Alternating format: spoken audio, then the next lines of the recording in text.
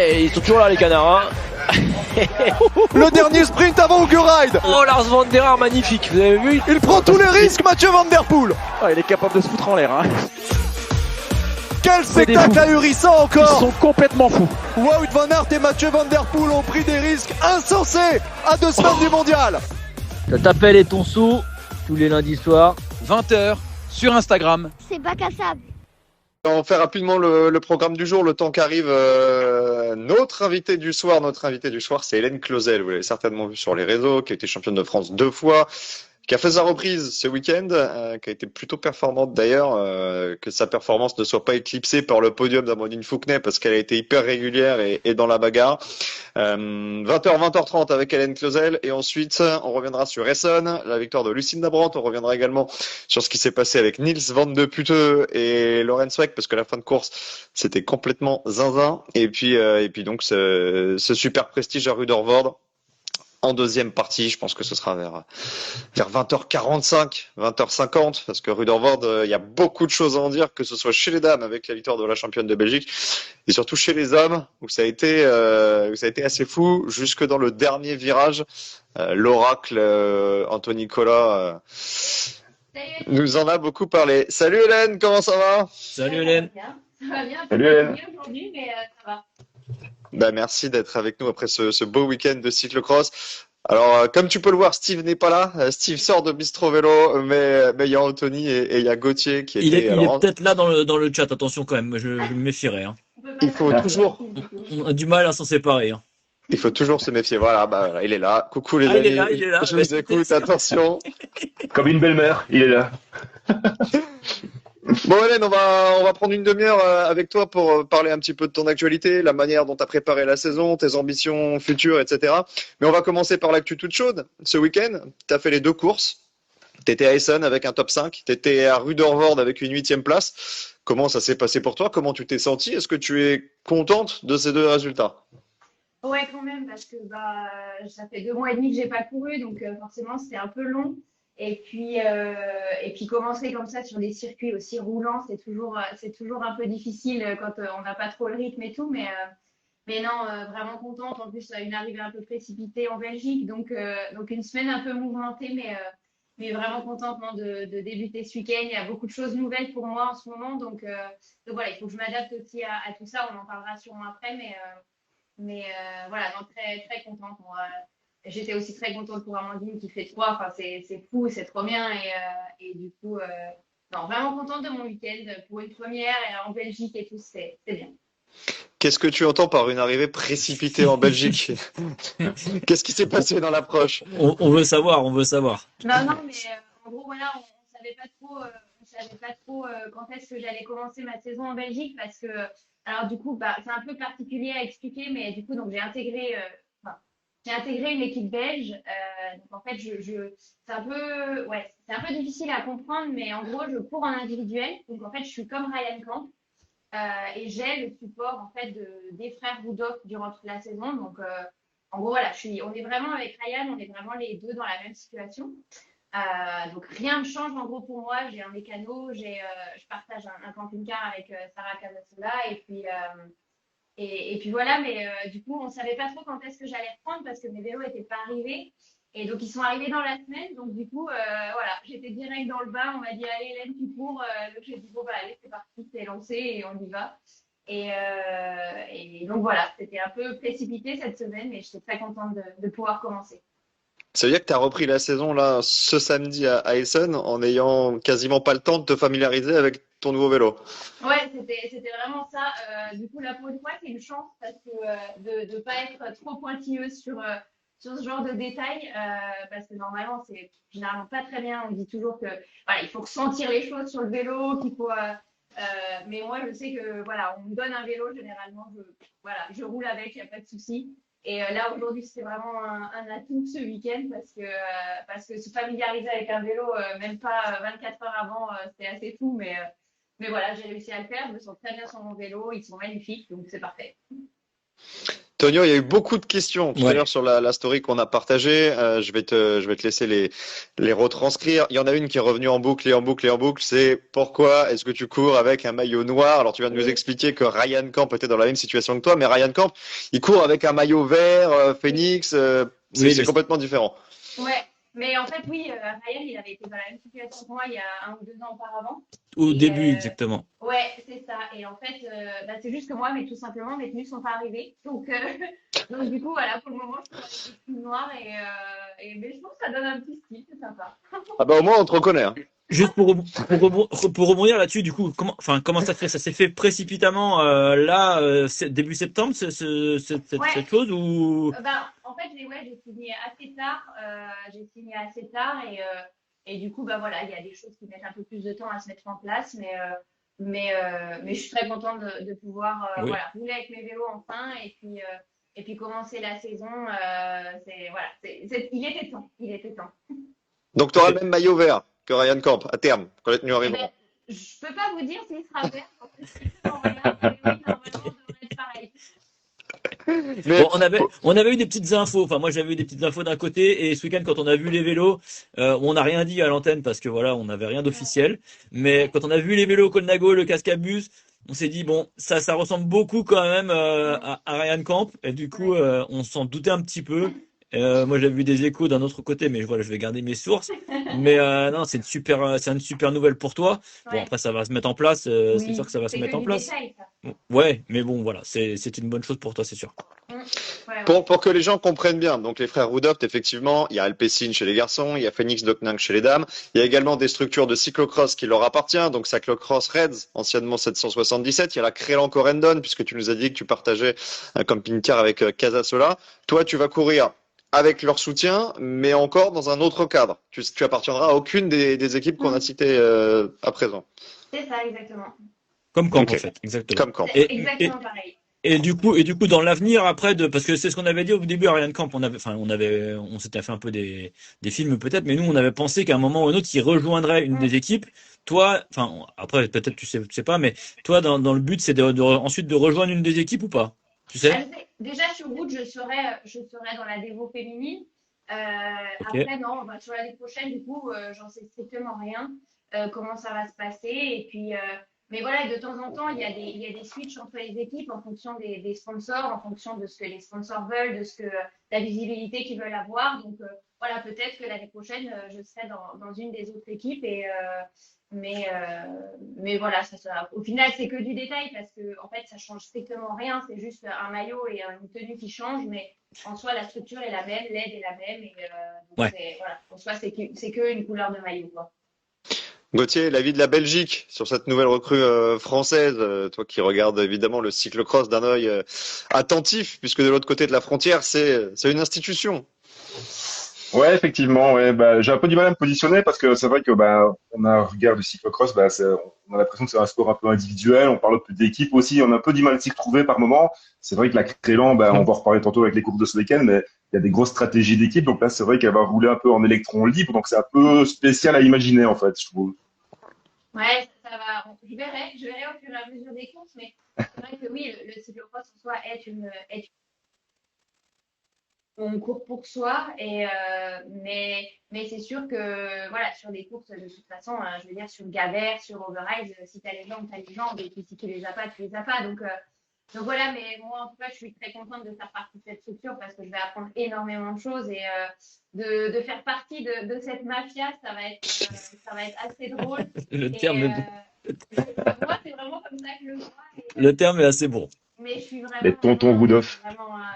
Et, je suis vraiment contente de faire partie de cette équipe parce que ça va être fou, je pense. Ça va être une expérience unique. et du coup, en termes de logistique, tu vas donc habiter en Belgique ou tu vas rester chez toi? Non, tu vas habiter en Belgique? Ouais, c'est ça. En fait, j'ai un appartement en Belgique et du coup, je vais y passer le plus clair de mon hiver et puis bon, je vais rentrer, je pense, de temps en temps quand même à la maison. Ça va, c'est pas trop loin. Oui. Juste histoire, voilà, de se ressourcer un petit coup parce que bon, la Belgique, c'est la Belgique, hein. Mais, Attention, il y a un bel. mes petites veaux vont me manquer quand même, mais voilà.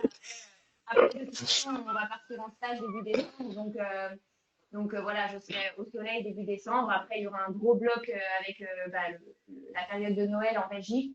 Et puis après, de toute façon, le mois de janvier, on est quasiment jamais là. Donc voilà, ça va assez bien se goupiller, je pense. Mais ouais, de toute façon, quand on fait partie d'une équipe belge, je pense qu'on n'a pas réellement le choix que de vivre en Belgique. On court énormément et même, je pense que ça va vraiment me simplifier la vie. Déjà là, je l'ai vu ce week-end. Déjà, je suis rentrée samedi soir. J'étais À 17h30. à la maison. Je prenais mon goûter avec mes céréales et mon fromage blanc. Enfin, j'étais là, mais je ne comprenais pas trop ce qui m'arrivait. Je me disais, mais c'est fou. Et en fait, eux, ils vivent ça tous les week-ends. Et en fait, nous, quand on est En Français, France. en tout cas, pour nous, on rentre à C'est minuit tous les toujours lourd. week-ends, quoi. Et oui. Donc ouais, je pense que ça va être une chouette expérience. On a vu Amandine Fouquenet il y a 15 jours qui nous avait dit, c'est vrai, que la différence par rapport aux Belges et aux Néerlandais, c'était beaucoup la technique, que vous aviez peut-être franchi le cap, que vous étiez quasiment au même niveau physique, mais que la technique, ça nécessitait de s'entraîner tout le temps, de répéter les gammes, et que les Néerlandais et les Belges se retrouvaient chaque mercredi pour simuler des conditions de course. Est-ce que du coup, toi, tu vas prendre part à tout ça, que tu vas découvrir ce nouveau monde? Ouais, c'est ça. Mercredi, là, direct, je vais être dans le bain, je vais découvrir ça. J'ai très hâte parce qu'on fait que d'en parler, on le sait qu'ils font ça et j'ai vraiment hâte d'être en immersion et de me rendre compte de ce que c'est réellement. Et après, voilà, moi, je sais que anciennement vététiste, je veux dire, enfin, je me considère quand même toujours un peu comme vététiste, mais je sais que, voilà, je fais, je pense, plus que Amandine d'entraînement technique. On en avait discuté quand on était en stage. Et c'est vrai qu'en fait, on s'est rendu compte que en fait, les routiers, ils ont vraiment du mal à s'arrêter pendant leurs entraînements et à se dire, c'est pas un entraînement en fait. Si je m'arrête, je me repose, je refais un sprint, je repose. C'est pas vraiment un entraînement. Enfin, c'est comme ça qu'Amandine le voyait. Et en fait, nous, les vététistes, on fait ça tout le temps. Quand on s'entraîne techniquement, on fait ça quasiment tout le temps. Donc, moi, j'ai vachement plus ce rituel-là. Et là, encore mercredi dernier, on s'est entraîné avec mon club. On a fait un entraînement à Brognard sur le circuit de la Coupe de France, on était tous ensemble et tout. Et moi, c'est vraiment quelque chose que je mets dans mon entraînement quotidien, dans ma semaine, parce que ouais, c'est vrai que c'est hyper important de bosser le technique en cyclocross. Du coup, si tu es en Belgique tout l'hiver, que tu intègres une équipe belge, j'imagine que ton calendrier de cross il va être assez conséquent. Jusqu'à quand est-ce que tu as une vision là actuellement? Là, mon planning est fait jusqu'à fin février. Après, voilà, il y a toujours des problèmes si jamais on tombe malade, si jamais on est blessé ou quoi. Mais pour le moment, non, je sais à peu près, je sais jusqu'où je vais, jusqu'à la dernière course à Ostmal, normalement en fin février. Donc voilà, sauf gros problème, normalement j'ai mon calendrier. Saison complète. Ça donne combien de courses à peu près pour qu'on se rende compte? Moi, normalement, là, ça devrait me faire 34 courses, normalement. Et bien, c'est bon costaud. courage. On parlait ce week-end du calendrier de Lucinda Brandt l'année dernière qui avait fait 33 courses et les 33 sur le podium. Lucinda Brandt, elle est là d'octobre à février, quasiment tous les week-ends. Hein. Ça laisse peu de répit. Là, déjà, en fait, on se rend compte que déjà la semaine dernière, l'équipe, il y en a déjà qui ont fait 3 courses en une semaine. Ouais. Là, pareil, il y a encore une course demain soir, il y a une course samedi, il y a une course dimanche. Donc, ouais, au final, de toute façon, en Belgique, si tu veux courir, tu peux courir tout le temps. Donc, il faut quand même bien choisir un peu ce que tu veux faire, mais parce que c'est quand même hyper important. Enfin, les Coupes du Monde, elles s'arrivent tard et il faut quand même être en forme à ce moment-là. Et donc, faut pas non plus, je pense qu'il faut pas non plus trop courir, mais voilà. Après, quand on est en Belgique, c'est encore bien différent. Et je pense que c'est aussi pour ça qu'ils peuvent se permettre de courir beaucoup. C'est parce qu'ils habitent à côté et qu'ils ont 1 heure de route pour aller sur une course et que nous, quand on est en France, on ne peut pas se permettre. Donc ouais, je pense que c'est pour ça aussi qu'ils courent beaucoup, c'est parce qu'ils ont plus d'opportunités et parce qu'ils sont vachement plus proches de leur course. Gauthier, je vais te passer la parole. Évidemment, si tu as des questions, n'hésite pas. Je pense que tu en as pas mal, surtout sur le week-end qui vient de s'écouler. Juste avant ça, Hélène, il y a Tifosi dans le chat qui nous demande si tu feras des courses en France. Alors, est-ce que c'est prévu? À part le championnat de France, j'imagine que tu y seras. Oui, non, c'est pas prévu du coup. Je vais rester en Belgique, donc ouais, non, je suis un peu triste quand même parce que ça fait toujours plaisir de courir en France. À part la Coupe du Monde à Flamanville, bien sûr, mais je ferai pas de Coupe de France cette année, en tout cas pour le calendrier Coupe de France. Donc 3 et Flamanville. C'est les 2 opportunités de te voir en France. C'est ça, exactement. Gauthier, des questions? Tout d'abord, moi, je voulais savoir si Hélène était suivie psychologiquement pour vivre en Belgique, parce que c'est pas donné à tout le monde d'aller vivre en Belgique. Quand Tonio il vient en Belgique, il s'apprête, hein, il est briefé, il a l'habitude, donc effectivement, non, bah, je dis ça pour déconner, mais on est super accueillants et les Français sont toujours les bienvenus, évidemment. Moi, ce que je voulais demander à Hélène, parce que maintenant qu'elle va faire un max de courses en Belgique, je voulais un petit peu savoir quel était le circuit qu'elle appréciait le plus et celui qui lui convenait le mieux. Moi, je sais que voilà, je préfère les circuits qui sont vraiment très physiques et où c'est pas très stratégique, on va dire. C'est vraiment tout fait à la pédale. Donc, ouais, moi, mes circuits un peu. Je pense pas que j'en ai un en particulier, mais mes circuits fétiches, c'est Overijse, Namur. C'est vraiment des circuits ouais, qui se courent à la pédale et des courses de guerriers, on va dire. Enfin, guerrières plutôt. Overall, ça arrive, hein. C'est dimanche. Oui, Tonio, qu'est-ce qu'il y avait comme question dans la Ouais, story? il y avait beaucoup de questions sur le fameux maillot noir. Les ambitions cette année, du coup, bah, t'as répondu un petit peu aussi. Il y avait des questions aussi sur savoir si t'allais courir en France. Tu viens aussi d'y répondre. Quelles sont, il y en a une qui avait de Tifosi aussi d'ailleurs qui avait posé une question. Quels sont tes objectifs pour cette saison de cyclocross? Moi, généralement, c'est quand même principalement les gros championnats. Donc, le championnat d'Europe dans le sable, j'ai essayé de bien travailler ça là pendant 2 mois. Et puis après, forcément, essayer de reprendre le maillot une troisième fois. Ça, c'est sûr que ça va être un des points clés de la saison. Et après, essayer de rentrer enfin dans ce top 5 au championnat du monde, ce serait vraiment fou. Et puis, essayer voilà, de rester et de refaire ce top 10 au général de la Coupe du Monde. Essayer de montrer que je suis capable d'être vraiment très, très régulière sur les courses et intégrer de nouveau ce top 10 comme j'avais fait il y a 2 ans. Et ça, ce serait vraiment fou. Hult, c'est en plus un circuit qui te convient, hein. Tu disais tout à l'heure, des circuits un petit peu engagés, des circuits de 7, t'es une ancienne VT6, hein, donc enfin, t'es encore sur le du VTT. Donc Oui. Hult, c'est quand même un circuit qui te convient Ouais. plutôt bien. C'est un circuit où faut pas avoir peur. Ouais, j'ai toujours bien aimé ce circuit, j'ai toujours fait des belles courses. Et donc, je sais qu'ils l'ont changé aussi, qu'il va être, je pense, peut-être, je sais pas si je dirais qu'il serait plus dur, mais en tout cas, ouais, ça va être encore un très, très beau circuit. Et surtout que, à cette période de l'année, ça peut être un énorme chantier. Donc, Ouais, ou ça peut être gelé aussi. Je l'ai. Ouais. où ça peut être, oui, on sait pas, on l'a jamais fait aussi tard, Ouais, exactement. mais par contre, ouais, des championnats du monde sur un circuit gelé, j'ai déjà fait, hein, donc je sais ce que c'est. Et je sais que c'est vraiment, vraiment pas facile. Mais ouais, on verra, on verra. Tu penses à quoi? C'était Tabor? Où il faisait froid? Non, moi j'avais fait au Luxembourg quand j'étais Ah oui. junior espoir première année. C'était assez fou. Enfin, on avait mis des pointes sous les chaussures, on avait mis carrément des clous pour casser la glace avec nos pieds. Je sais pas si on avait le droit, mais en tout cas on l'avait fait. Mais c'était assez fou. De toute façon, sinon on pouvait pas monter les buts. Mais c'était une sacrée expérience, hein. Tu as parlé du championnat de France. C'est une course qui est revenue beaucoup ces dernières semaines, que ce soit avec Joris Delbas, avec Clément Venturini, avec Amandine Fouquenet, puisqu'elle a le maillot. Au vu de ce qu'on a vu ce week-end, vous faites 3 et 8 en étant dans le groupe avec Van Empel, avec toutes les cadors qui s'étaient alignés. Au vu de ce qu'a fait Célia Géry sur la route cette année, est-ce que ce championnat de France l'année prochaine sera pas l'un des plus relevés de la décennie en cours? Je sais pas, l'année dernière, c'était déjà un très très beau championnat. On était les trois au même niveau, donc c'était assez fou. Et donc je pense que cette année, ouais, le niveau va être à peu près pareil. Enfin, je pense que ça va être pareil. Enfin, j'espère en tout cas qu'on va faire la guerre les trois. Et que ça va être ouf et qu'il n'y en a pas une qui va forcément dominer parce que franchement, la course de l'an dernier, enfin, moi, j'ai adoré la courir. J'ai pas Après, on sera gagné. pas sur le même circuit. Non, On sera non, pas sur le même genre de circuit, hein. non, beaucoup moins physique, mais là justement le technique, je pense, va Ouais. vraiment avoir son importance et en plus moi cette fois je serai moi chez moi, on va dire, parce que c'est une club à 3, donc cette fois ce sera peut-être moi qui aurai plus de supporters, donc on verra. Dans le chat, certains demandent si tu as des rituels d'avant-course. Est-ce que tu es superstitieuse?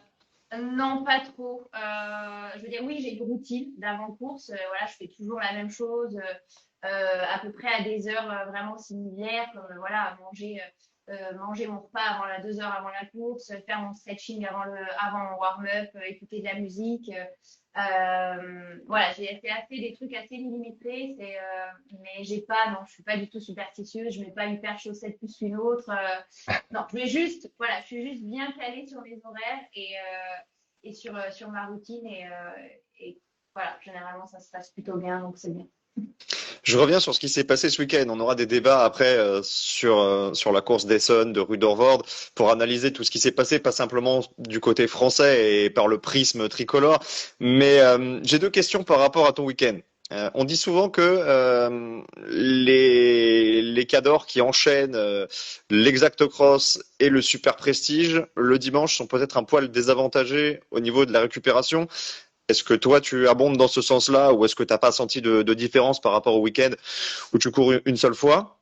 Et ma deuxième question, qui va aussi dans le même sens, c'est est-ce que tu as été surprise par ton niveau, par le niveau d'Amandine, par celui de Marion Norbert-Ribérol dimanche, parce que vous avez été actrice, vous avez été au niveau de la championne du monde qu'on imaginait reprendre par une victoire assez facile et finalement ça n'a pas du tout été le cas. Voilà, tu ressors avec quel état d'esprit de ce week-end-là à ce point de vue-là? C'est sûr que bah, forcément, si on court pas le samedi, on se repose et donc normalement on est censé être plus fraîche pour le dimanche, ça c'est une certitude.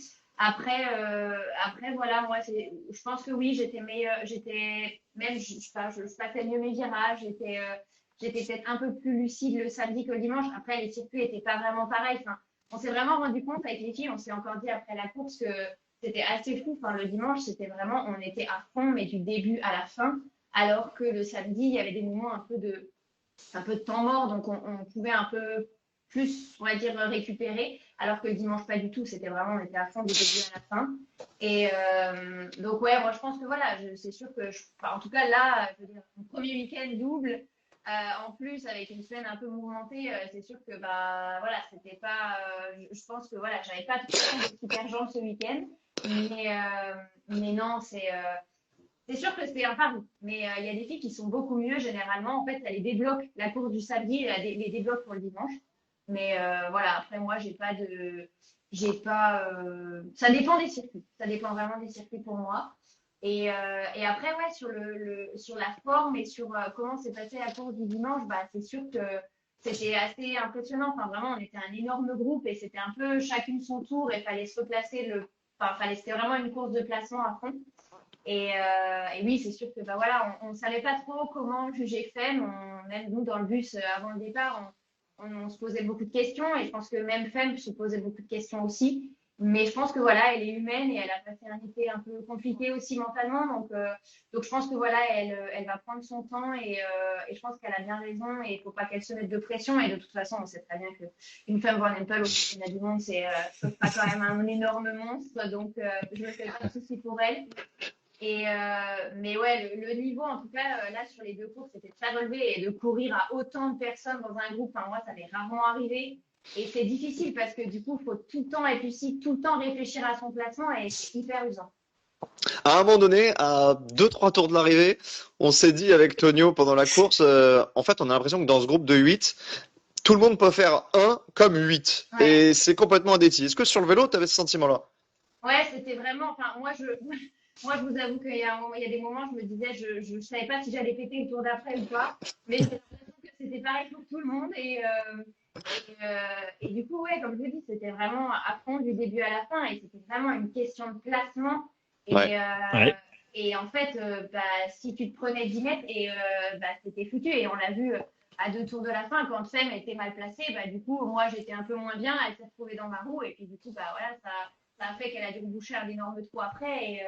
Et du coup, bah, voilà, c'était vraiment, c'était bon, déjà, il fallait être en forme quand même, parce que Marion, elle a dû en mettre une, elle a bien dû la mettre. Et elle a bien dû mettre une belle attaque. Et puis, alors que je pense qu'elle était aussi au rupteur. Elle était aussi à pendue. fond. Je pense que quand elle attaque, elle est pendue et qu'elle y va, Mais au en fait, bluff. Elle y va au ouais, bluff, mais ça marche. mais du coup, ça a marché et elle a bien fait de le faire. Et en fait, ouais, on s'est toutes dit à l'arrivée, on était toutes à fond. En fait, on essayait toutes de survivre dans ce groupe et c'était juste fou. Mais c'est des courses, enfin, c'est toujours. Enfin, moi, j'adore courir ce genre de course parce que c'est hyper excitant et en fait, tu sais pas ce qui va t'arriver au tour d'après. Steve, on voit tes remarques dans le Oui, chat. Effectivement, vraiment déplacé. c'est déplacé. Il faut être dégarni pour être dans bac à sable. Bah oui, bah c'est comme ça. C'est pas cool pour Gauthier, ça. Ouais, Ouais, il sait recevoir, hein, ça met en confiance, merci. Hein. c'est sa Ouais, première. c'est cool, ça. Ouais, Il non, s'est non, pris une balle. ouais. Il y avait d'autres questions ou pas, Tonio? Moi, j'en ai encore quelques-unes, Vas-y, mais ceux parce qui ont que non, répondu à la après, story. les questions de la story, je te dis, ça tourne toujours à peu près. Et d'ailleurs, il y a encore des questions dans le chat. Alors, ceux qui ont loupé le début de l'émission où Hélène a expliqué le pourquoi du maillot noir, on vous invitera à reprendre Le replay. le replay sur les plateformes Spotify, Deezer ou YouTube, parce qu'elle a déjà expliqué. On va pas réexpliquer maintenant. Donc voilà. Mais non, non, le reste des questions étaient sensiblement la même que je t'ai posé tout à l'heure. Justement, bah, il y a une question de Jean-François dans le chat. Est-ce qu'il y a des consignes de course chez Crélan? On se doute bien que chez Crélan, il peut y en avoir, mais est-ce que toi, en étant dans le giron Rudolf, tu vas prendre part à tout ça ou est-ce que tu vas rester vraiment de ton côté? Non, je pense que pour le Blast, c'était mon premier week-end, il fallait que j'apprenne à connaître tout le monde, mais non, je pense que je ferai partie quand même, je ferai quand même partie du groupe et quand ils auront des choses à me dire, ils me les diront et parce que je fais quand même partie de la structure, donc je pense que j'aurai des informations comme tout le monde, quoi. Parce que c'est vrai qu'on se demande souvent, bah, avec Anthony comme avec Steve, quand on est à l'antenne et qu'on voit des mouvements de course, on se dit bon, oui, c'est les Crélan, les cyclocross Reds, les Alpecin, mais ça reste quand même, Oui, in fine, le même patron, quoi. oui, c'est Et ça, délicat. ouais, c'est délicat, c'est Ouais, un mais peu, c'est vrai qu'il n'y a jamais eu de trucs flagrants, non, même chez les hommes, hein, entre les Alpecin et les Crélan. On n'a jamais vu, on a vu ce week-end les Crélan tenter quelques trucs, mais on n'a pas d'Alpecin qui vont casser pour les Crélan. Donc ça Non, reste, non, ouais, je pense se que ça faire. reste assez fair play et je pense peut-être ils seront peut-être moins de coups bas parce qu'ils sont dans la même équipe. Enfin, je sais pas, on verra. Est-ce que comme Marion Norbert-Ribérol, alors elle, évidemment, elle a une vraie circonstance pour ça, est-ce que tu vas te mettre au flamand? Parce qu'en Les interview, bons. maintenant, on n'a même plus de français, hein, c'est que du flamand ou de l'anglais pour Marion Norbert-Ribérol. Oui, oui, non, non, j'ai entendu sa super interview et pour le moment, je vais me concentrer sur l'anglais. Je vais essayer de, voilà, de bien perfectionner mon anglais et le flamand on verra pour l'année prochaine. Mais là, pour le moment, on reste sur l'anglais. Message à Steve et à Tonio, hein. Vous aussi, travaillez votre anglais pour les interviews d'après-course, ça peut toujours servir. Je dis ça, je dis rien. Ouais, moi j'aimerais qu'on aborde aussi des questions pas forcément liées à l'actualité, mais à ta passion, enfin liées à ta passion du cyclocross. En général, quand on a un invité, on lui demande comment c'est venu, pourquoi il a persisté dans cette voie, etc. Toi, le fait qu'il y ait ta sœur également qui soit professionnelle, que vous ayez couru ensemble, l'une contre l'autre, l'une avec l'autre, je sais pas comment tu vois ça. Est-ce que ça a joué? Est-ce que c'est vraiment un héritage familial? Euh, oui, enfin, je veux dire, je sais pas si on fait du cyclocross parce que l'une ou l'autre en faisait, mais on a toujours adoré ça et en fait, on en faisait parce que, bah, en fait, l'hiver, on s'ennuyait un peu et du coup, notre papa nous a mis au cyclocross l'hiver au régional après Coupe de France. Et en fait, on a vraiment adoré l'ambiance, on a vraiment adoré ce type de format de course et au final, on y est resté. Moi, je suis partie un peu pendant mes années espoir parce que je me suis concentrée du coup sur le VTT, étant au pôle France VTT. Mais j'avais toujours dit quand j'ai arrêté le cyclocross que j'y reviendrai quand je repasserai élite, enfin je passerai élite. Et c'est ce que j'ai fait et je regrette pas du tout parce que enfin voilà, c'est la discipline où je m'épanouis énormément et ouais, c'est là où enfin, l'hiver, j'adore retrouver le cyclocross et je trouve que c'est une discipline moi que j'affectionne et peut-être aux Jeux Olympiques dans quelques années. Donc on va suivre ça de près. Normalement, on devrait avoir la réponse bientôt, hein. On croise les doigts, on espère tous, parce on que doit c'est vrai que l'avoir ce tous les serait, 6 mois. Tous les 6 mois, on devrait l'avoir. Mais... Ouais, je sais ouais. pas, Non, je moi, pense qu'on aura une première, normalement, on devra avoir une première réponse peut-être bientôt et une certitude d'ici les JO de février. Donc, faut être un peu patient encore, je pense. toujours sur ce côté familial, on m'a beaucoup rabâché ces dernières années que les frères Van Der Poel, par exemple, s'étaient servis de la concurrence de l'un et de l'autre, petite rivalité familiale pour progresser, pour repousser les limites. Est-ce que toi, tu l'as vécu comme ça? Perrine aussi, est-ce que vous êtes servi de cette concurrence familiale pour faire des petits défis à l'entraînement, pour progresser? Une concurrence saine, évidemment, mais une concurrence quand même. Ouais, je sais pas vraiment si on a eu cette concurrence entre sœurs. Je suis pas vraiment sûre. Mais moi, j'étais toujours plus forte physiquement. Ma sœur était plus forte techniquement. Donc, en fait, si on se retrouvait ensemble en course, en cyclocross, généralement, on s'aidait et moi, je passais dans les parties physiques, elle m'aidait dans les parties techniques et on s'aidait généralement comme ça. Donc, ouais, nous, je suis pas sûre qu'on ait eu énormément de cette rivalité où à l'entraînement, on se... Bah, si, forcément, quand on est sur un sprint, on veut battre l'autre, hein, ça c'est sûr, mais non, moi je pense que voilà, plutôt on s'aidait plus dans les courses, voilà, on se tirait les deux vers le haut, mais ouais, dans le bon sens, quoi. Les championnats de France, vous étiez toutes les deux à l'avant, ça reste des souvenirs particuliers. Ouais, franchement, c'est indescriptible, je veux dire, de courir avec ou contre sa sœur, où c'était plutôt avec que contre. On a toujours, il y avait toujours ce truc où il y en avait une qui était plus forte que l'autre sur certains moments, et du coup, en fait, bah, on se le disait, et en fait, on aidait l'autre quand on était moins bien, et nous, on a toujours fonctionné comme ça, et puis ça a toujours super bien marché, mais c'est sûr que c'est toujours génial de courir avec sa sœur. Enfin, c'est quelque chose, on partage des émotions qu'on ne vivrait pas dans la vie de tous les jours et tant dans les bons moments que dans les mauvais moments. Parce que voilà, le sport de haut niveau, on sait comme ça peut être dur et on sait que je pense que dans une carrière, on a plus de mauvais moments que de bons moments. Donc c'est aussi important du coup et de pouvoir les partager en famille, quoi.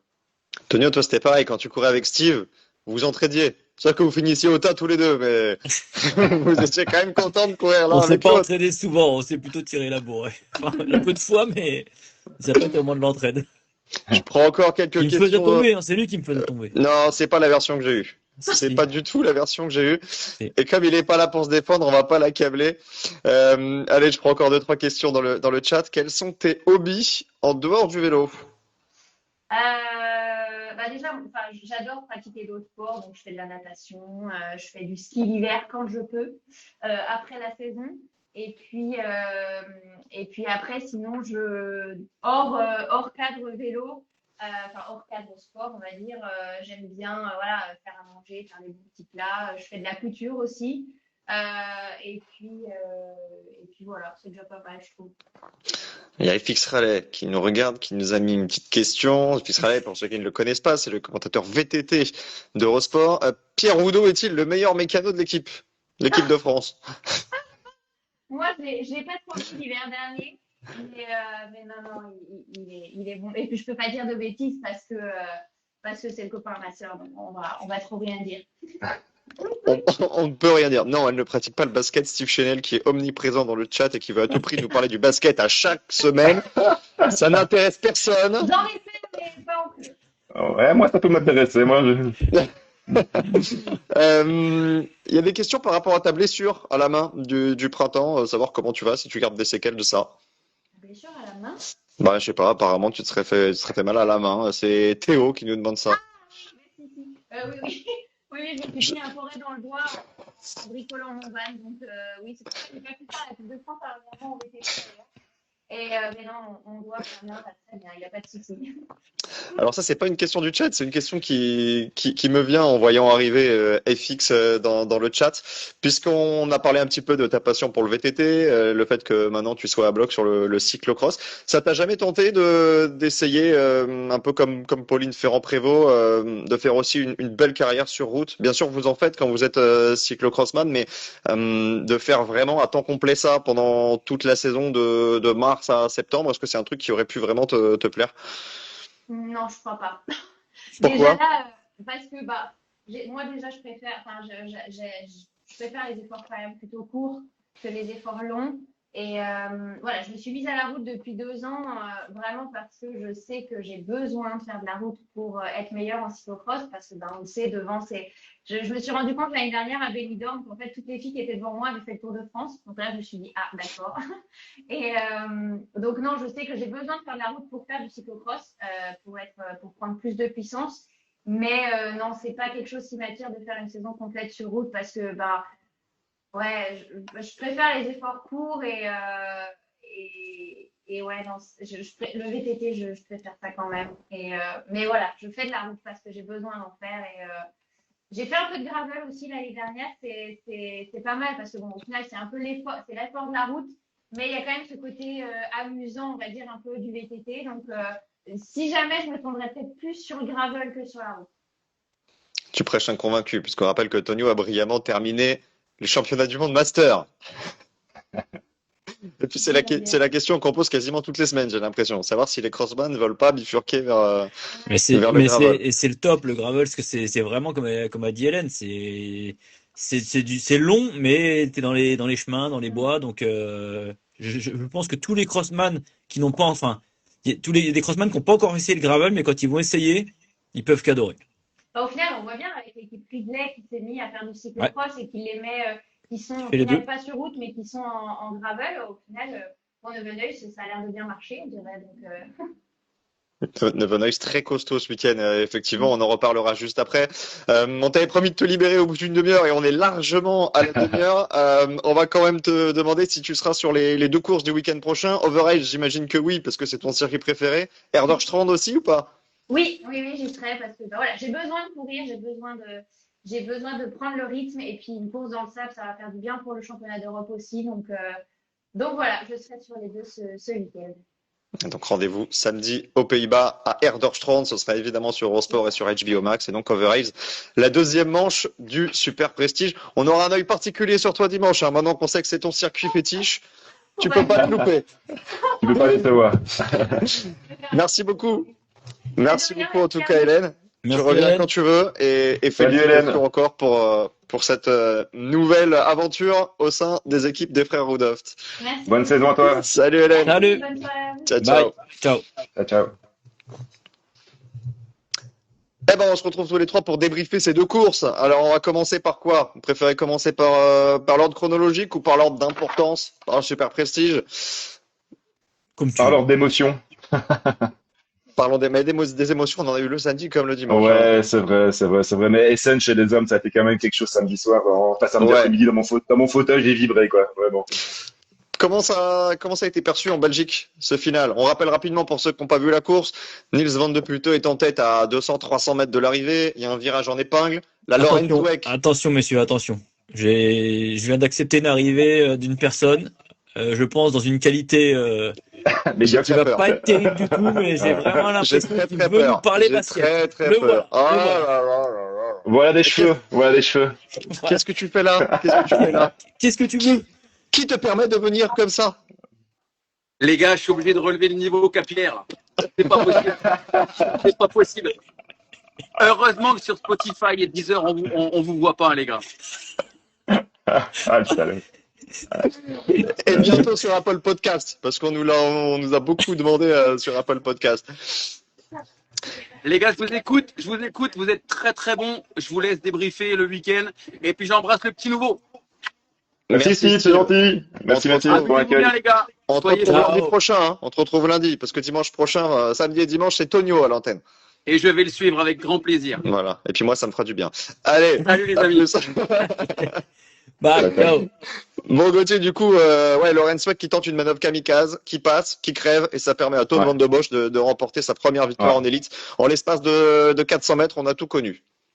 C'était dingue, ouais, c'était vraiment dingue. Et tout à l'heure, tu parlais justement de Alpecin et de la Crélan qui sont plus ou moins la même équipe, tout ça. C'est vrai qu'il y a eu un petit mouvement d'humeur quand même quand Van de Putte passe la ligne, qui se retourne quand même et qui garde Sweck, qui lui fait un petit geste là. Mais bon, Oui. voilà, à mon avis, ça a été réglé très vite. Hein. Il a juste manifesté son mécontentement.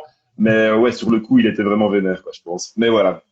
Après le geste bon, pour moi, Sweck, il tente le geste, je suis quasiment sûr qu'il est crevé déjà de la roue avant. Je suis quasiment sûr.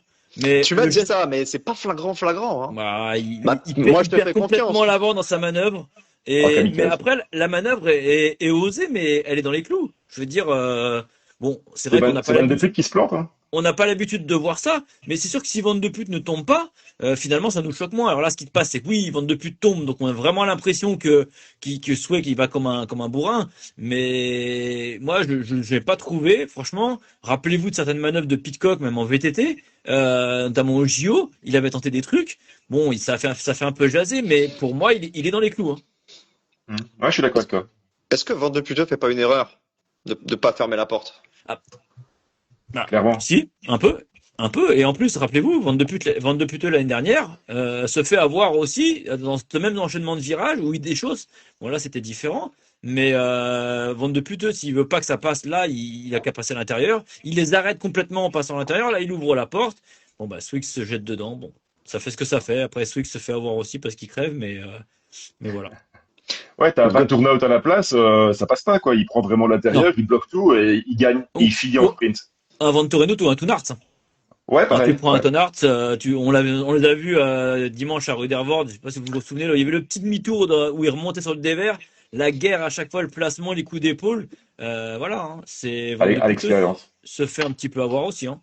On va en reparler de Tonart parce qu'il nous a fait une dinguerie aussi dans le final de Ruddervoort. Quand même, Gauthier, j'aimerais ton avis, ton point de vue sur Ton Van de Bosch, finalement, qui se retrouve là au bon moment, au bon endroit, mais il n'y a pas de hasard. S'il est là, c'est qu'il est compétitif. Et je me dis que cette première victoire, je sais pas ce que t'en penses, mais ça peut aussi lui permettre, au sein de cette structure Crélan, de s'affirmer. Ouais, je suis pas nécessairement d'accord avec toi parce que quand je regarde un petit peu ses résultats même l'année passée, c'est quand même un gars qui a 26 ans, donc les preuves, il les aurait déjà faites. C'est un bon gars, je pense qu'il a vraiment le bagage technique, il a l'endurance, il a tout ce qu'il faut pour être avec les meilleurs au dernier moment. Mais là, il a vraiment tiré les marrons du feu, je pense. Voilà, il a vraiment profité d'une séquence de course pour pouvoir gagner la course. Mais pour le reste, je crois que c'est plutôt un coéquipier, un mec qui va aller au charbon, qui va jouer un peu la stratégie des Crélans. Mais moi, je le vois pas faire une saison de dingue. Voilà, personnellement. Tonio, t'en penses quoi? Non, c'est vrai que je suis plutôt d'accord. Finalement, enfin, c'est un gars qui commence à avoir 26 ans. Ouais. Maintenant, quand on voit un peu la jeunesse qui arrive, c'est quelqu'un en tout cas qui a peut-être pas un moment, enfin, qui a pas percé, on va dire. On en parle depuis quelques années de ce coureur. C'est vrai que là, on se l'est dit un dimanche d'ailleurs, on se l'est dit quand on préparait Ruddervoort. Je pense aussi que voilà, il était là au bon moment. Et attention, il ne l'a pas volé. Il fallait être placé, il fallait être là, il fallait être attentif. Donc il n'a pas volé sa victoire du côté des Seines. Mais de là, est-ce que ça va peut-être lui donner de la confiance? Oui. Mais de là, est-ce que ça va en faire vraiment quelqu'un, un gagneur? Je rejoins un petit peu Gauthier sur ce truc-là. Par rapport à cette course d'Essonne, il y a une question dans le chat. Alors, au milieu des questions de FX et de Steve qui me demandent quand est-ce que je retourne à Longchamp. Je retourne pas à Longchamp, il fait trop froid. Ouais, il y avait assez peu de gros noms chez les dames au départ du Super Prestige et mais surtout il y avait pas Lucinda Brandt. On va parler de Lucinda Brandt, mais avant de vous lancer là-dessus, Gauthier, est-ce que tu as eu des infos? Parce qu'on a essayé de se renseigner, on n'a pas trop compris pourquoi Lucinda Brandt avait fait que la course du samedi. Ouais, non, j'ai pas eu d'infos non plus, non. Pas vraiment. Pourtant, elle était vraiment bien physiquement, dans l'explosivité aussi chaque fois. Non, j'étais assez étonné aussi de pas l'avoir. Ouais, D'autant plus que le Super Prestige, c'est un classement, contrairement aux ouais. Exact Cross. Donc, quitte à choisir, Tonio, on n'aurait pas été surpris qu'elle préfère prendre Ruddervoort. Ah non, carrément pas, carrément pas. Et elle n'était pas malade non plus parce que, enfin, de toute façon, elle n'était pas déjà prévue sur la start list la veille, on l'a déjà dit. Mhm. Bon, après, elle aurait pu se rajouter au cas où, mais il y a eu des stories sur les réseaux dimanche où elle était partie rouler. Donc, moi, je l'ai pas. Franchement, louper le Super Prestige quand on connaît le prestige justement de ce challenge chez vous en Belgique et aux Pays-Bas, je comprends pas qu'elle était sur un exact la veille et pas sur le prestige. Jérém, pendant le live, tu dis, est-ce qu'elle a eu peur de Femme Van Empel? J'y Que crois je absolument. cherche. J'y crois pas non J'y plus. crois pas une seconde. Je cherche des hypothèses. Ouais, mais non, non, je sais pas. Ou alors, est-ce qu'elle aime pas spécialement Ouais, alors Steve nous dit Si, contraire. voilà, Steve. Il pense Steve que tout de ça, de toute suite nous façon. ramène. C'est toujours ça. Ouais, mais bon, Toujours je veux ça. dire, Lucinda Brandt, si elle s'aligne sur le prestige, ouais, est-ce qu'il y a eu un. Est-ce que ça s'est pas entendu sur le prize money? Je sais pas. Je sais pas, mais en tout cas, c'est assez étonnant. En plus, quand on connaît quand même le prize money aussi à la fin, enfin, le chèque qu'il y a à la fin d'un classement du super prestige qui est quand même Ouais. plutôt correct. Bon, après, c'est pas parce qu'elle a loupé la première manche, attention, qu'elle va pas le gagner. On connaît. Ouais, mais bon, elle part avec quand même une balle dans le pied, hein. Ouais, mais enfin bon, quand on connaît Lucinda Brandt, quand elle va commencer à s'aligner sur tous les week-ends Mhm. et qu'elle va mettre podium à chaque fois, rappelle-toi l'année dernière, bon, je me fais peut-être pas spécialement de bile pour elle, mais on n'a pas eu la raison. Non, c'est vrai que Lucinda Brandt, 43 podiums consécutifs hein, pour Lucinda Brandt sur les courses sur lesquelles elle s'aligne. Toute l'année dernière, pas une seule fois en dehors du podium. Il faut remonter à Benidorm 2024, donc quasiment il y a 2 ans, pour trouver trace d'une 4e place. C'est une 4e place pour Lucinda Brandt. Moi, ça me surprend quand même un petit peu. On verra le week-end prochain si elle fait les deux ou pas. On va passer à Ruddervoort. On passe à Ruddervoort parce que c'est vrai que les absents ont toujours tort. Il n'y avait pas Lucinda Brandt, mais par contre, il y avait la championne du monde. Et je crois qu'on s'est tous dit en regardant la start list, Bon, Femme Van Empel va se débrouiller pour gagner. Reste à savoir comment. Et finalement, elle a même pas réussi à monter sur la boîte, même pas dans le top 5. Est-ce que c'est pas la grosse surprise du week-end finalement? Est-ce qu'il faut déjà s'inquiéter, Tonio, pour la saison de Van Empel? Alors, tout à l'heure, Hélène a dit qu'il fallait pas s'inquiéter. Ouais. Moi, je vais pas dire que je suis inquiet non plus, mais elle nous a pas rassuré en tout cas. Bah non. On l'a vu toujours pareil, un peu hautaine, un peu voilà sûr d'elle. On la voit jamais forcer, donc on c'est vrai qu'à un moment on s'est dit mais là elle fait exprès, elle se laisse redescendre dans le groupe. Sauf que finalement, elle a fait une grosse erreur de placement à un moment. Elle a essayé à moitié d'enterrer Van Alphen, on sait pas pourquoi. Et puis la deuxième fois, bah elle a pas pu le boucher le trou en fait. Donc elle était pas si costaud que ça. On le sait, on l'a dit tout à l'heure, elle a eu un été compliqué, elle a pas couru sur route, ça a tournicoté un peu dans la tête là-haut cette année. Euh, Elle m'a pas inquiété, mais elle m'a pas rassuré. Maintenant, attendons de voir, c'était son cross de reprise, mais voilà, rappelez-vous l'année dernière, c'est pareil, hein. Enfin là, on parle d'une Van Empel, si vous voulez, il y a 2 ans, on avait eu une saison exceptionnelle. L'année dernière, si on repense un peu à la saison de Van Empel, on a eu des hauts et des bas. Enfin, ça n'a pas été, même si c'est attention une très grosse saison, on rappelle, championne d'Europe, championne du monde, mais Ouais. ça n'a pas été la même saison que l'année d'avant encore. Maintenant, est-ce que voilà, Ce qu'il y a, c'était pas une bonne saison dans la globalité par rapport à son référentiel évidemment, mais tous les gros objectifs, elle les a cochés. oui, mais elle n'a pas été aussi impériale que l'année d'avant. Moi, je l'ai trouvé physiquement, elle est partie comme une balle. La première moitié de course, elle était vraiment devant. Elle m'impressionnait vraiment. Je me dis, ah, c'est la Femme Van Empel de début de saison qui va impressionner. Et puis, je trouve qu'elle s'est vraiment éteinte tout le reste de la moitié de course. Et elle n'a pas répondu non plus aux attaques. J'ai trouvé assez distante par rapport aux autres pendant la course, la deuxième partie de la course. Ouais. Et Bon. ici, les commentateurs en Belgique l'ont trouvé aussi un petit peu, comme on dit, un peu boulotte de visage. Il a trouvé un peu grossi de visage aussi. Je sais pas ce que vous en pensez de ça. Elle est pas au poids de forme, c'est sûr. Non. Non, on se l'est dit en On préparant. l'a vu plus affûté, surtout sur les Oui. images Ouais. de la Roco, parce qu'il n'y a pas forcément beaucoup de gros plans après sur la course, mais bon après les principaux objectifs, les Europes arrivent vite, mais, Oui, mais les mondiaux c'est loin. Donc... ouais, mais Jérém, elle a rien fait de l'année. Je veux dire, Ouais, non, mais je suis d'accord. Je suis d'accord. elle doit arriver le couteau entre les dents. Elle doit se remettre dans le truc. Elle doit faire une grosse saison. Je veux dire, elle aurait dû arriver. Si tout est remis correctement là-haut, elle aurait dû arriver le couteau entre les dents et bam tout de suite. Je veux dire, là, Comme elle n'est pas de ouais. voilà. Elle a fait très très peu de route aussi cette année-ci, Elle j'ai n'a vu pas là. fait. là. Elle n'a pas fait. Ouais, Trois courses. Elle a fait 3 Ah courses, oui. elle en a abandonné 2. Ouais, ouais. Et pourtant l'année précédente, elle avait vraiment bien roulé. Elle avait fait quelques résultats. Oui, Je trouvais, mais- je la suivais, mais Mais cette année, il y a eu un espèce de, elle a pas fait, on va pas parler de dépression non plus, mais un peu de burn-out. On s'en souvient juste après les championnats du monde où elle a coupé assez rapidement. Et d'ailleurs, on l'attendait, tous les spécialistes de la route l'attendaient sur route. On attendait de voir ce qu'elle allait faire sur route. Ouais. C'est vrai que on a assez rapidement compris qu'elle allait pas courir. Il y a eu des posts sur les réseaux qui étaient pas spécialement, voilà. D'ailleurs, elle a même un peu disparu du truc à un moment. Et là, les dernières déclarations qu'il y avait, c'était je veux faire du cyclocross à fond, me retrouver dans ce que j'aime, tout ça. Mais là, voilà. Bon, écoutez, on verra déjà la semaine prochaine On d'autres verra. éléments de réponse. En tout cas, c'est sûr que si on doit parler des cadors, Lucinda Brandt nous a rassurés. On se dit qu'une nouvelle saison sur le podium, c'est pas de la fabulation, ça peut encore arriver, mais c'est vrai que Femme Van Empel, bah il va falloir qu'elle retrouve le plaisir aussi, hein, peut-être, hein, tout simplement, hein, le goût de l'effort, parce que c'est vrai que toutes ces championnes de 2002, Van Androoy, Pieterse, ça fait des années qu'on les voit venir, qu'elles s'infligent des grosses cadences d'entraînement, qu'elles sont par Mons et par Vaux sur la route, VTT pour Pieterse, et qu'à un moment donné aussi peut-être le corps peut dire stop, hein, qu'il faut régénérer aussi l'envie. Je sais pas, Tonio, si tu as ressenti ça toi au cours de ta carrière, mais quand on est sportif de haut niveau, c'est pas toujours linéaire. Après, moi, je faisais pas beaucoup de route. D'ailleurs, c'était seulement, enfin, Tu faisais on va pas- Paris-Chauny, quoi. Non, non, mais on va pas revenir sur ma petite carrière. Mais moi, j'ai pas fait assez de route et on le sait. Mais oui, de toute façon, il y a des moments où faut débrancher. Mais là, je veux dire, elle est jeune quand même, Femme Van Empel encore. L'avenir était tout tracé. Moi, je le sais de toute façon, on a déjà discuté, j'ai discuté avec d'autres personnes. On sait que Femme Van Empel, psychologique, enfin, au niveau du mental, ça a jamais été très très solide en fait. Mais je comprends pas justement qu'elle soit pas plus aidée dans une grosse structure comme elle est pour justement combler cette petite lacune en fait. On va voir. En tout cas, on espère retrouver la grande Femme Van Empel. Voilà. Non, j'ai pas grand-chose d'autre à rajouter. Je veux juste voir la vraie Femme Van Empel, toujours aussi hautaine, mais toujours aussi facile et déconcertante.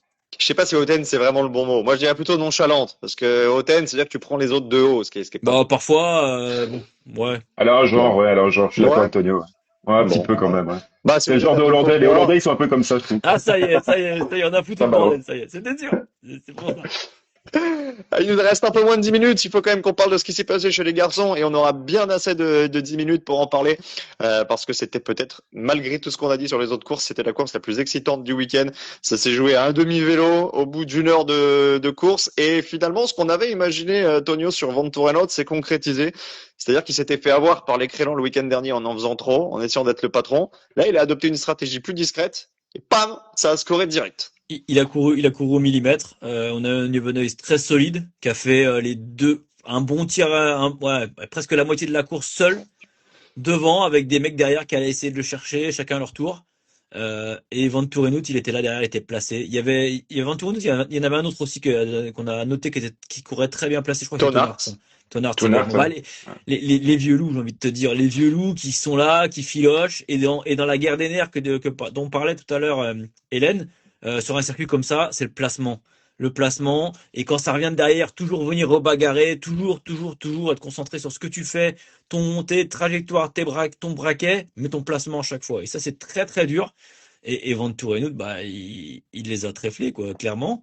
On n'a pas eu finalement de mafia, de la crélant entre eux. Ils ont pas réussi. Ils ont jamais été vraiment très très menaçant pour Van Tourenhout finalement. C'est plutôt été les individualités, chacun à leur tour, qui ont fait la course. Mais non, un très très grand Michael Van Tourenhout.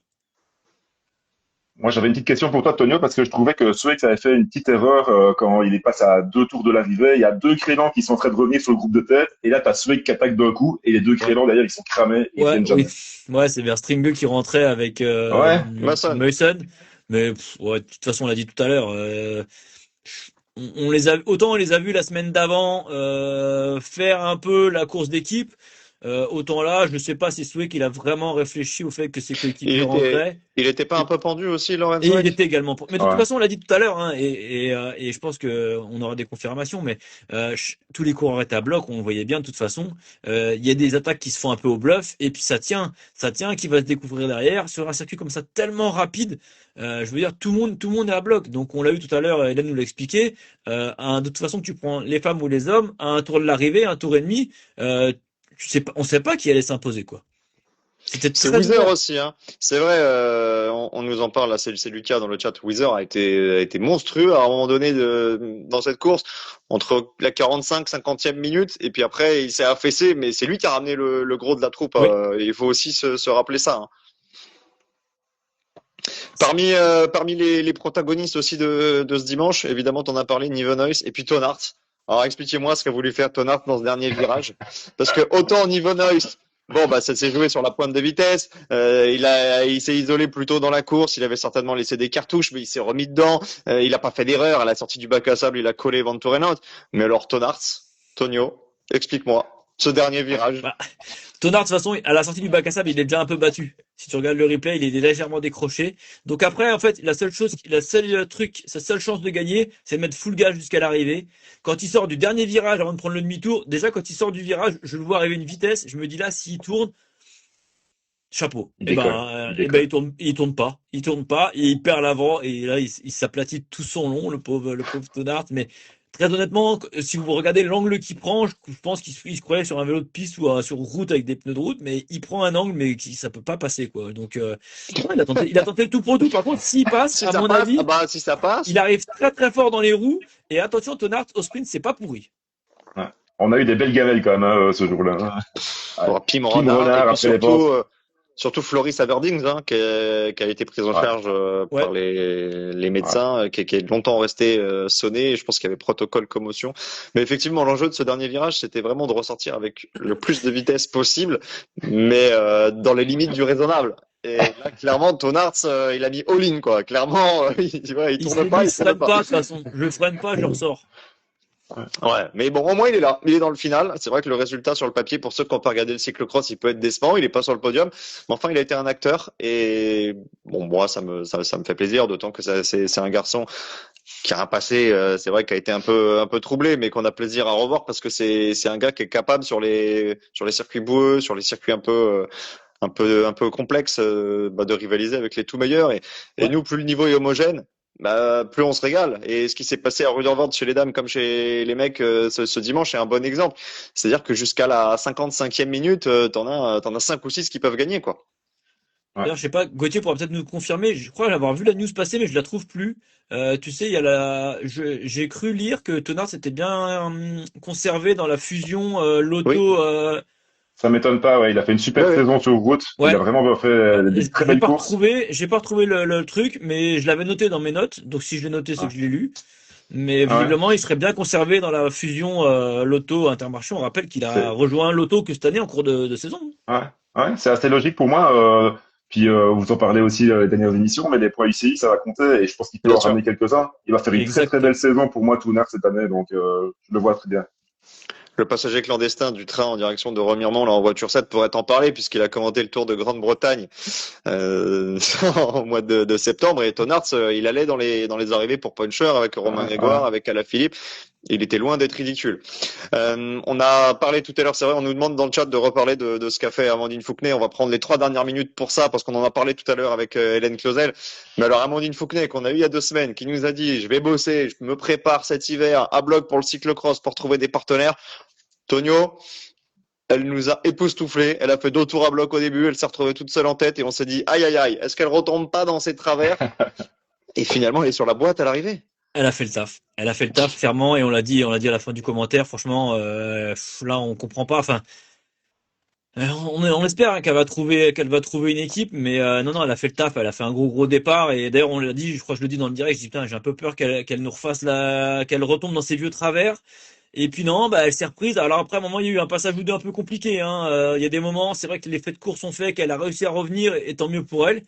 Et puis à la fin, elle vient monter sur ce podium. On a eu très peur dans ce sprint, parce que Avec Van franchement, der Heyden. ouais, franchement, si elle fait L4, je pense que la déception est énorme. En Ouais. interview, elle a dit qu'elle était très contente de la forme et qu'elle pensait que les jambes lui auraient même permis de s'imposer. Je le pense aussi, à un moment, elle a peut-être fait un petit peu trop d'efforts, mais je pense qu'elle a une telle envie, en fait, de se faire voir. Juste ne pas trop en mettre, en fait, là. Je veux dire, là, elle marche, c'est sûr, elle est prête. Euh, je comprends hein, cette envie qu'elle a de faire voir ce qu'elle vaut et de se trouver une équipe. Mais là, il faut juste pas que, voilà, qu'elle en fasse de trop, qu'elle essaie d'en garder un petit peu. Ça va être compliqué, hein, parce que les émotions elles vont être là. Mais je pense qu'elle peut nous faire des choses vraiment très intéressantes cette année. Gauthier, moi je vais te donner la parole et te demander ton avis sur ta championne nationale à toi, parce qu'elle a gagné. Ça fait depuis 2019 que sur une grosse compétition UCI de cyclocross, on n'avait pas trouvé la trace d'un podium sans néerlandaise. Là, il y a une italienne, il y a une française, mais la victoire elle est pour vous. Exactement, ouais. Elle a fait un super week-end, je l'ai trouvé incroyable. Physiquement très affûtée. Elle a vraiment travaillé. J'ai lu une interview là sur Vélo News.